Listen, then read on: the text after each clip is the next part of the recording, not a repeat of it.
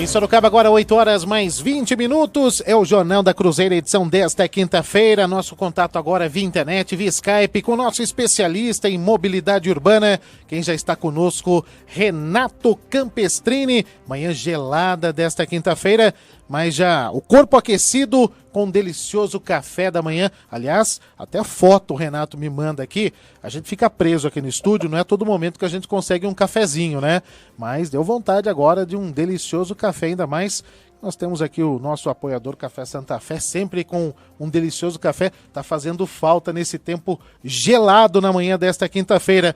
Mas você já com o gogó, a alma aquecida, pronto para trazer as informações depois de um delicioso café, né, Renato? Bom dia a você. Bom dia, Fábio. Bom dia aos ouvintes. Realmente um cafezinho para aquecer os 6 graus logo pela manhã é muito bem, né? Vamos em frente. 6 graus, né? A gente falava 9 aqui, né, Caio? Hoje pela manhã no Alto da Boa Vista, Ipanema das Pedras 5. Que cidade aqui da região, Caio, que também teve um... Alumínio, né? Também teve uma madrugada gelada ali por volta de 6 graus também. É, não é fácil não. Aqui amanheceu com 6 graus e agora tá com 10, mas estava bem gelado. Vai levando, né? A gente fala muito dessa questão dos motofretistas, né, Renato? E a gente abordou muito o assunto durante toda a semana. A gente fala muitas vezes que uma pequena parcela daqueles que trabalham hoje com motos acaba ultrapassando todos os limites, infração mesmo, né? As leis de trânsito. Mas tem muita gente que trabalha sério e merece aqui também o nosso reconhecimento, que coloca nessa época da pandemia, nessas entregas do sistema delivery, é o ganha-pão de muita gente e está fazendo esse dinheiro entrar em casa pelo seu trabalho de maneira honesta e muitas vezes sem condições adequadas para o seu trabalho. Claro, um pequeno grupo acaba fugindo e esse grupo, quando é flagrado, toma conta do noticiário. É motociclista que ultrapassa canteiro central, o caso da prefeitura foi mais recente, né? Cidadão está na prefeitura, passa ali pelo ponto de ônibus que separa o Paço Municipal da pista da Engenheiro Carlos Reinaldo Mendes, passa pela faixa de segurança, atravessa o canteiro e vai em direção à Avenida Independência. Olha a sequência de infrações que ele comete e o pessoal tudo ali no ponto de ônibus observando tudo isso. Mas é preciso separar exatamente porque tem muita gente séria. E está se falando muito dessa questão dos motofretistas, pessoal que trabalha com delivery, principalmente esse pessoal que está trabalhando com moto. A movimentação é o assunto da semana também, né, Renato? É sim, Fábio. Ontem teve o protesto, né? Foi internacional o protesto em relação a melhores condições de trabalho, né, para esse público aí, o pessoal que exerce a atividade de fato como na condição de motofretista. E é uma luta deles que já vem há um bom tempo, né? Principalmente pela questão da jornada de trabalho, a condição de autônomo que eles exercem, o valor do frete que eles transportam caiu bastante diante desse aumento considerável de pessoas que migraram para essa atividade em razão da pandemia, que vem ceifando alguns empregos, né? Então, e esse pessoal trabalha em longas jornadas, né, Fábio? Tem gente aí, eu estava lendo agora de manhã, a gente acorda cedo para fazer um giro das notícias, das novidades legislativas, me deparei com uma pesquisa aqui que fala que 60% desse pessoal trabalha mais de 9 horas por dia. 8% deles trabalham mais de 15 horas por dia. 78% dos profissionais trabalham de 6 a 7 dias durante a semana toda. O cara trabalha para, ao final, oferir uma renda de R$ 900. Então, eles estão lutando por melhores condições. E a gente, o ano passado, em uma pesquisa que realizamos, na época, a economia estava melhor do que hoje, vamos assim dizer, né? O cidadão que eu entrevistei disse que, ao final de cada dia, ele levava para casa R$ 190 brutos, após 14 horas em cima de uma motocicleta. Então, se você vê que a renda caiu 60% em média, veja o quanto que esse pessoal deixou de levar para casa nesse momento de dificuldade. E vai ser uma tendência, né, Renato? A gente está aí num novo normal e essa expectativa, as medidas de segurança, até que a vacina possa atingir todo mundo, né? E principalmente essa imunização possa acontecer em massa, não se fala apenas do Brasil, mas a gente fala também de uma maneira global. Novos métodos e uma nova sequência dos trabalhos serão adotadas durante alguns meses, ou quem sabe até fica até como legado durante esse período da pandemia, incentivando cada vez mais essa questão das entregas. Ou seja, é preciso sim discutir desde já uma regulamentação, regras, normas e a valorização dessa categoria, porque eu acredito que esse tipo de entrega, o delivery, o motofretista, ele cada vez mais vai fazer parte da nossa vida a partir de agora, como já está acontecendo, né, Renato? Sim, a regulamentação, na verdade, ela já existe, né, Fábio? A questão do motofrete, ela vem desde 2009, com a edição da Lei 12.009. Posteriormente, tem uma resolução do CONTRAN que trata do tema. E também na cidade de Sorocaba, por exemplo, há uma lei municipal nesse sentido que trata do motofrete. O que se precisa é adequar a prestação do serviço ao que o regulamento determina, porque não se fala assim, o Estado quer controlar, não, o Estado quer garantir segurança e condições mínimas para as pessoas que exercem atividade. Por exemplo, essa jornada de trabalho mesmo, hoje você não tem o limite de tempo de acesso às plataformas. Então, o profissional fica ligado praticamente 24 horas por dia, se ele quiser, alternando as plataformas. E isso ele precisa ter um descanso, ele precisa ter um momento de descanso, de regenerar o corpo, porque transitar de motocicleta no trânsito brasileiro, por mais que se tenha experiência, não é uma atividade das mais tranquilas, né? Quem transita de motocicleta sabe. Se você pegar um dia de chuva mesmo, aí, meu Deus do céu. Então, talvez colocar a regulamentação mais em prática e tornar mais efetivo aquilo que determina a regra, a gente vai colocar de fato, beneficiar aqueles que querem exercer atividade de forma profissional, mesmo como ela é regulamentada, e não ficar assim, sendo considerado como um bico. Eu já cheguei a conversar uma vez com um proprietário de um estabelecimento, que o motociclista dele saiu na contramão, e eu falei, viu, você não chama atenção? Se acontecer alguma coisa eu coloco outro, tem mais. Então, não pode ser tratado dessa forma o profissional. É uma pessoa, uma vida humana que exerce uma função importante e deve ser reconhecido como tal. Renato, bom dia, Rodrigo. Mudando um pouco de assunto, embora a gente continue falando, evidentemente, sobre trânsito, mobilidade e tudo mais, falar um pouquinho da alteração do Código de Trânsito Brasileiro, né? Teve a votação recentemente na Câmara e isso, evidentemente, foi assunto de muita gente, inclusive a gente aqui comentou sobre isso contigo, mas o projeto ainda vai passar pelo Senado. A expectativa sua é de que haja alguma movimentação de alteração do projeto no Senado ou deve ser aprovado da mesma maneira como aconteceu na Câmara? Como é que você está vendo este tema, Renato? Bom dia, Rodrigo. Olha, os movimentos que a gente tem observado aí por em alguns pontos que precisam ser alterados, né? A questão mesmo da renovação da CNH, que ficou para 10 anos, vem causando uma polêmica aí. Tem um ponto também, uma alteração na redação do artigo 208, que trata do avanço de semáforo. Ele veio com uma novidade, que ele permite que o condutor passe no vermelho para acessar a direita na via transversal, desde que se tenha uma sinalização.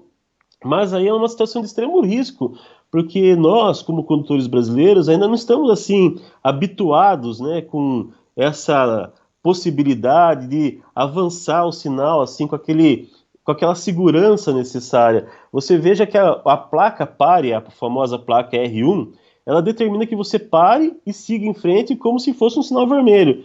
E dificilmente você vê que alguém respeita essa sinalização. Acaba entrando na via, cruzando sem os devidos cuidados. Então há um risco para o pedestre, né, essa modificação. E tem alguns outros pontos também que provavelmente serão objeto de análise.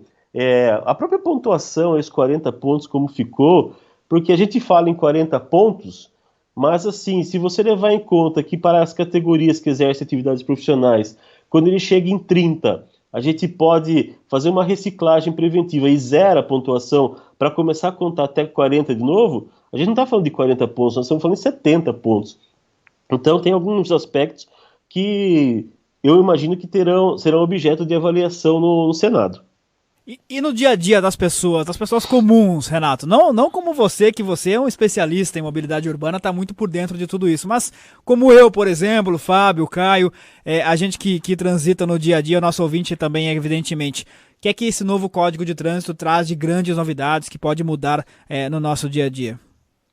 Olha, Rodrigo, assim, tem umas novidades como a advertência por escrito, né? Que se você cometer uma infração de natureza leve ou média, hoje ele fica a critério subjetivo da autoridade de trânsito se ela aplica ou não a advertência por escrito, né? Que não gera nem pontuação e nem a multa pecuniária.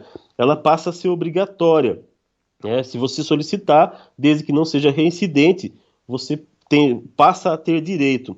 O prazo também de quem precisa entrar com recurso, uma defesa, passa de 15 dias no mínimo para 30 dias, né? Também na parte da educação para o trânsito, que muita gente sempre fala que precisa de mais educação no trânsito, há uma alteração grande nas atribuições e competências do município, tornando obrigatório que se tenha escolinha de trânsito nos municípios para levar para as crianças os ensinamentos básicos em relação ao tema. Outro ponto que avançou bastante, e isso de sentido do Sistema Nacional de Trânsito, é que hoje um município que não está integrado ao Sistema Nacional de Trânsito, se ele quiser fazer, caso esse projeto de lei venha a ser aprovado como está, ele não precisa mais criar um órgão de trânsito, uma estrutura de trânsito para poder, então, pleitear a sua inscrição no Sistema Nacional de Trânsito. A prefeitura poderá fazer, então ela cria um corpo de fiscalização, que hoje pode ser até mesmo a GCM, pode exercer esse papel, né, através de convênio, através de um ajuste entre a prefeitura e a própria instituição, para fazer. Então, isso vai dar ganho para o Sistema Nacional de Trânsito, que hoje só 30% dos municípios estão integrados. E outro ponto que vai chamar muita atenção diz respeito ao transporte de crianças em motos. Hoje é acima de 7 anos, desde que a criança consiga colocar os pés na pedaleira. E aí, pelo esse projeto de lei, passa a idade a 10 anos. E um outro ponto que beneficia o condutor diz respeito àquelas multas administrativas, que algumas delas, por exemplo, se você não transferir o veículo no prazo de 30 dias, você recebe uma pontuação grave, 5 pontos. Isso deixa de receber pontuação. E, por exemplo, nesse caso da transferência do veículo, passa o prazo de 30 dias para 60 dias. E esse tipo de autuação deixa, então, de ser penalizado, contar pontos para suspender o direito de dirigir do condutor. E olha que curioso, Fábio. O Renato falava sobre crianças de 7 anos não vão mais poder andar a partir de 10, essa é uma mudança no código, né? Desde que consiga acessar a pedaleira. Me veio automaticamente a lembrança da minha infância, eu com 7, 8 anos, havia uma tradição na minha casa que todos os sábados a gente saía de moto, meu pai tinha moto na época, a gente dava uma volta de moto, claro, sem capacete, né? Década de 80. e como isso mudou, né? Como o mundo mudou, isso era normal na época e hoje é um crime, né? Se você pensar alguém fazer algo nesse sentido. É uma evolução da sociedade também, né, Renato? Sim, quantas que a gente não andava o pai conduzindo, uma criança no tanque da moto, outra atrás, todo mundo sem capacete. O próprio uso do porta-mala do carro para transportar crianças, né? Isso às vezes nos grupos de trânsito aparece. Diga a verdade, você técnico de trânsito já fez isso no passado, né? Porque eram outros tempos, né? Hoje a gente tem uma preocupação maior e o trânsito brasileiro, como a gente sempre fala aqui no espaço, é sim um motivo de grande preocupação. Você veja, ontem a gente comentou a respeito daquela mensagem, né, do uso da máscara nos carros.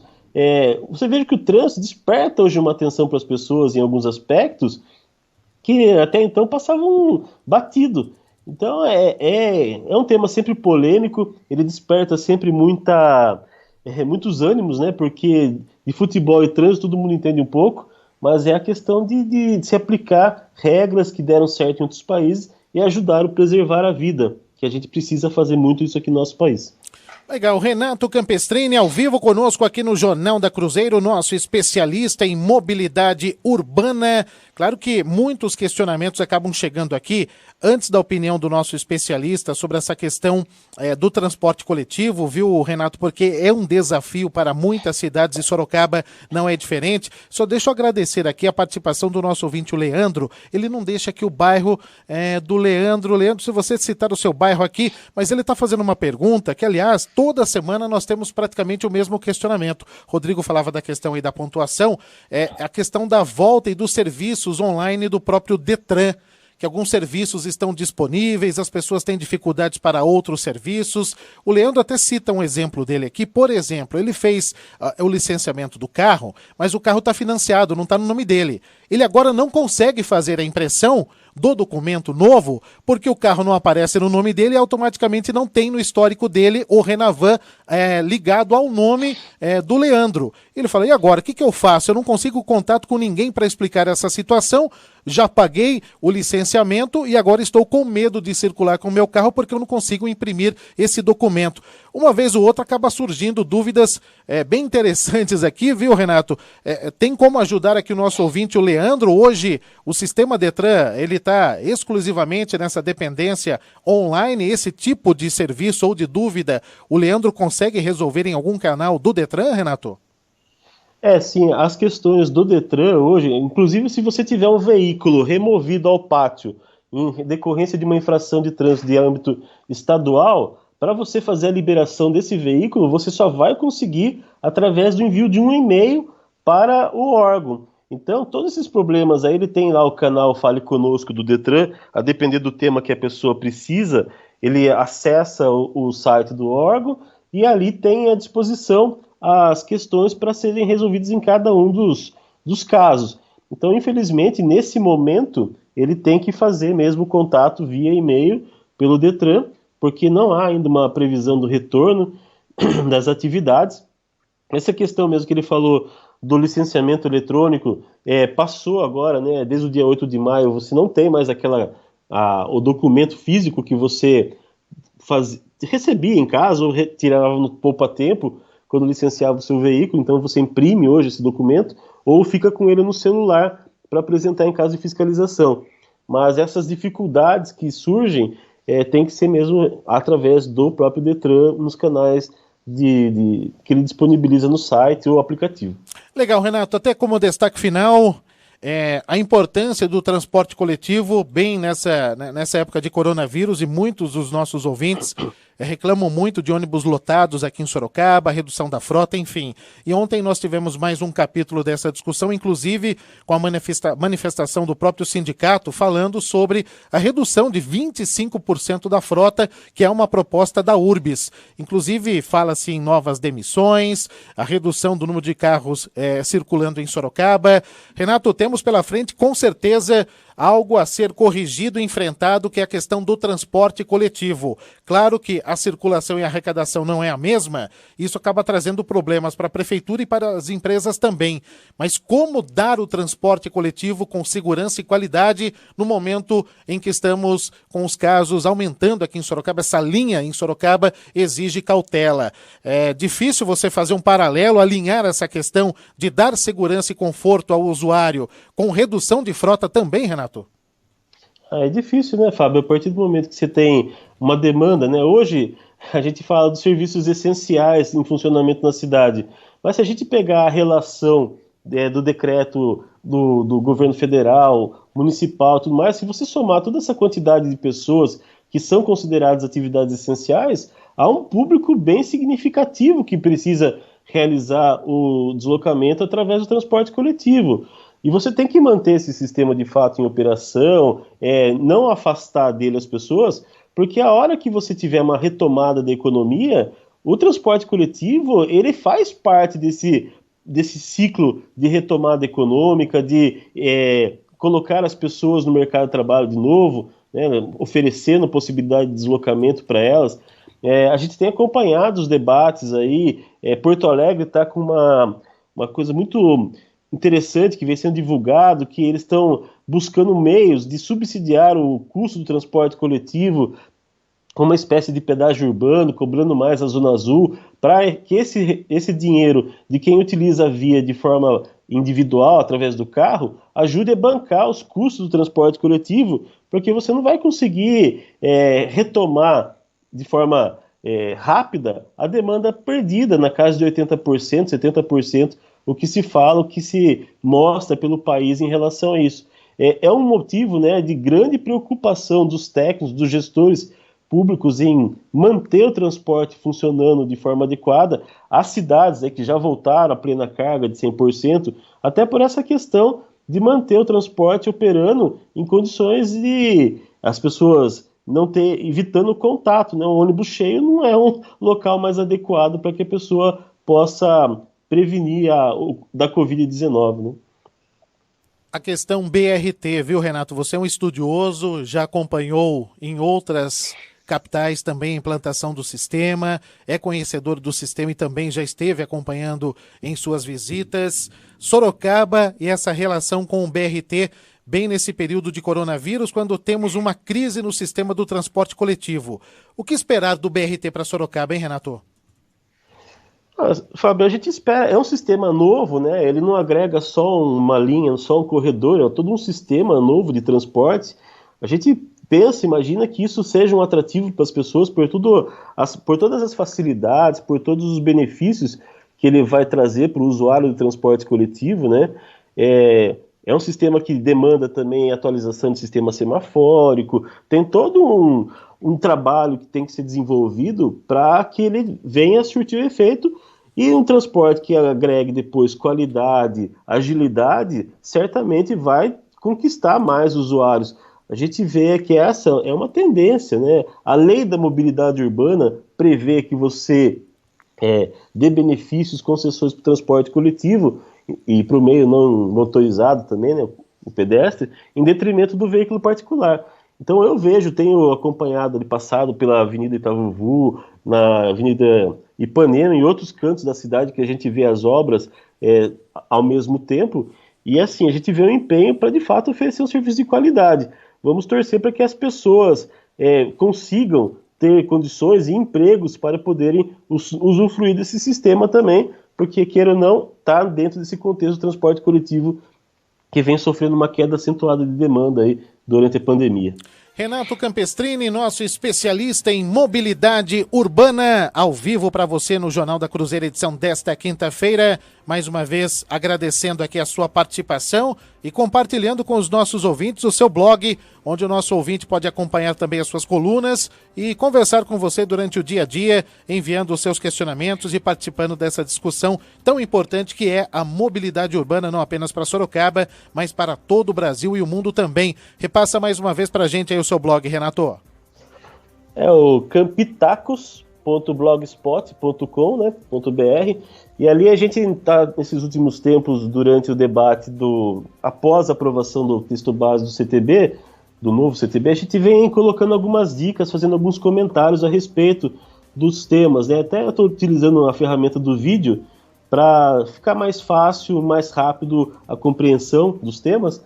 Então quem quiser conhecer, fica ao convite, campitacos.blogspot.com. Legal, Renato, grande abraço a você, mais uma vez obrigado pela participação, logo logo você volta conosco e é claro, as dúvidas aparecendo aqui, vamos encaminhá-las a você, você vai respondendo e interagindo conosco também via WhatsApp. Boa sequência, boa quinta-feira a você. Obrigado, Fábio, obrigado aos ouvintes e mais uma vez peço às pessoas que cuidem-se no trânsito como se cuidam na prevenção da Covid. A gente precisa preservar vidas, seja no trânsito, seja na saúde do dia a dia. Um abraço.